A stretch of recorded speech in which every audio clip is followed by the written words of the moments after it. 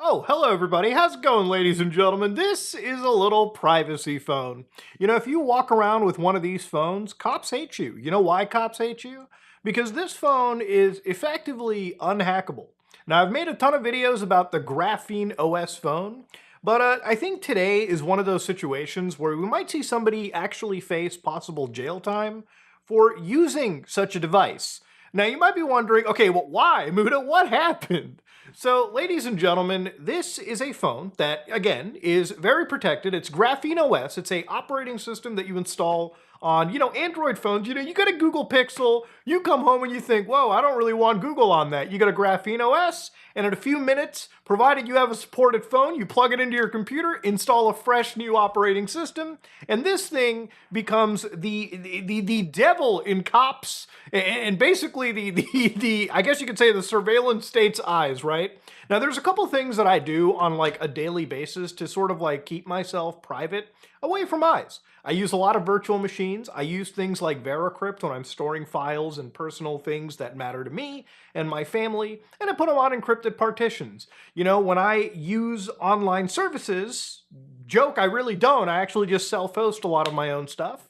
And when I use a cell phone, yeah, I try to use a graphene device as much as I can, because at the end of the day, if I'm logging into things that are important to me, like banking stuff, like government shit, like my YouTube channel, like any social media, I like to use things that are safe. Any YouTuber that I come across, it's like, man, how do I not get hacked? I'm like, you have a few bucks on you? Get yourself one of these unhackable devices. Get yourself something like a YubiKey, you know what I mean? Like, protect yourself so that, you can live and generally be away from the stress of modern cybersecurity crap, right? Like a few smart things that you can do in your life, a few little changes can actually matter a lot going forward. Now, ultimately, this story is rather interesting. The United States is charging a citizen for wiping their phone at a border. So here's the thing. When you get pulled over by a cop, they have to have something known as probable cause, right? So there's two types of cops that I met. The ones that really are on a power trip, where they think they know the law, they try to fucking tell you, and then you kind of just play along until you can get access to a lawyer. And then you have some cops where they understand that that you're dealing with rights. If a cop comes up to your car and tells you to get the fuck out, they want to search it, they have to have something probable cause. Something has to be readily apparent for a cop to do it. Everything changes at a border. So when you go to a border, a cop can apparently just go up to you, a border agent, and ask you for your cell phone. You have to unlock your cell phone, and they're allowed to look through your cell phone and see whatever the fuck they want, right? That sounds wild, doesn't it? But I guess everything changes at the border.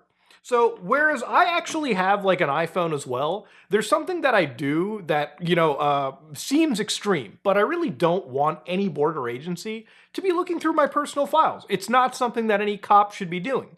So what I do is I actually wipe my phone before I go on an airplane. I actually back it up to like the iCloud, and I use like advanced data protection so that my stuff gets saved and encrypted at rest. So when I go to the airport, it's like a fresh iPhone, something that has literally no files on it. I actually even make notes on the phone that say like, literally nothing is on this phone. No photos, no nothing, no contacts. It's a blank fucking iPhone. So if a cop, and thankfully I haven't had it taken from me, wants to look through, I give it to them, I unlock the phone, and they look through and they're like, is this really like, it's a blank phone, bro. And I'm like, yeah, it's just my phone. There's nothing illegal about having a blank phone. Then I fly, I land wherever, and I just quickly restore my iPhone, and I'm back to working strength, right? And I do the same thing when I fly. I've learned when dealing with cops, the best thing you can do are the things where you can actually have your kind of cake and eat it too. Like, you can't search a phone that has nothing on it. I mean, you can. You just get nothing out of it. So anyways, with this story, ultimately what the cops were doing were they were going after an individual known as Samuel Tunick. Now, Samuel Tunick is an individual that apparently was working with organizations like Defend the Atlanta Forest and ultimately Stop Cop City. So I'm not here to get political into this whole situation. That's not my channel. But basically, this guy was a protester working with organizations like this because basically in Atlanta, which I did not know, apparently their forests are apparently getting cut the fuck down so that apparently the US government can come in and basically build the largest police training facility in their forests, right? And ultimately, these guys didn't want it, they didn't care for it, and they were protesting against it. The cops over here consider these people to be like fucking terrorists or something, right? And you may argue for or against, but the point is, when you're a fucking citizen, you have rights, okay? You can't just have your shit looked into. And unfortunately, in this case, he did. So here I've got an actual indictment from the United States government against Samuel Tunick. On January 24, 2025, right? This individual, before and during the search for and seizure of properties by Customs and Border Patrol's Tactical Terrorism Response Team. Like, just imagine, bro, you got the dudes out, you got the tactical terror, you got the Rainbow Six SWAT team out there. A person authorized to make a search and seizure did knowingly destroy, damage, waste, dispose of, and otherwise take actions and delete the contents of a Google Pixel cellular phone for the purpose of preventing and impairing the government's lawful authority to take the information. So what happened over here? Well, Samuel was using a Graphene OS phone, and one of the features on these phones is what we call a duress pin. So for instance, if my pin is 121312, like my actual pin to get in my phone is that, my duress pin could be 121412. Now, if you enter in 121312, you'll get into my phone. But if you enter 121412, then the phone actually does blow itself out, okay? It actually ends its functionality. What it does is it irreversibly wipes the device once entered anywhere where the credentials are requested. So let's say you're like a cop, right? You know, a lot of phones have features where after 10 faulty entries, the system like nukes itself, right? And it's a good feature. Imagine your phone gets stolen and some sick fuck is trying to like enter it in, find images of your kids and shit, and then immediately you're like, oh, well, 10 entries, phone wiped itself. You can relax a little bit easier because the physical device has completely nuked it. It's basically just a fresh phone at that point. Now, here's the thing. A duress pin is different. It doesn't warn you, it just starts nuking. And that's where the cop, in this case, was tricked, I guess, allegedly, by our friend Samuel in this case. So I wanted to look a little bit deeper into this, and I wanted to find more of the legal work about it. So his lawyers actually did end up bringing a case against the government. So I want to read a bit of things over here. The government was investigating Tunick because of his association with an environmental movement known as Defund the Atlanta Forest, which opposed the destruction of their forest for the construction of an 85-acre police facility. So the cops depict this movement as an anti-government, anti-authority, violent extremist group, okay? Agave.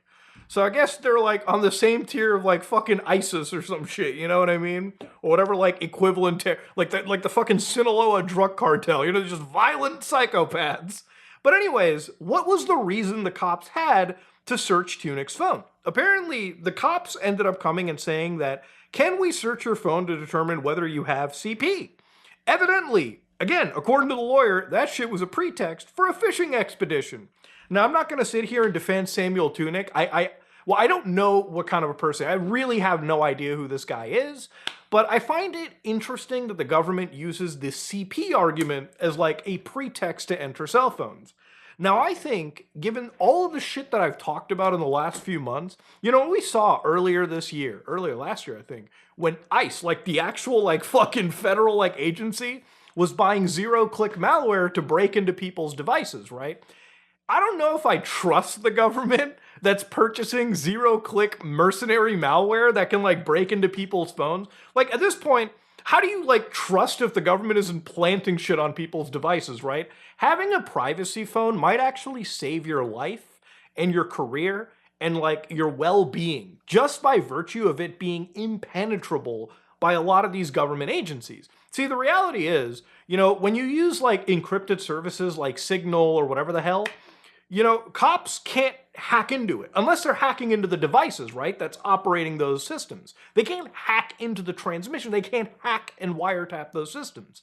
So what do cops do when they can't break into your shit? What does the government do? Well, they come to your house, they bring the cops, and they say, we suspect you have CP on your device, okay?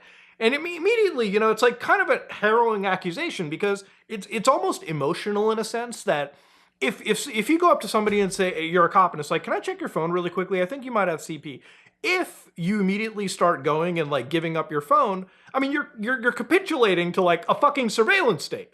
But if you start saying no, the cop is going to be like, wait a minute, why are you so worried about that, huh? Maybe you do actually have CP on your phone. That's why you're not giving it to me, huh? See, that's the unfortunate reality, right? Like the cop can just bring this up as like any form of like evidence and use it against you.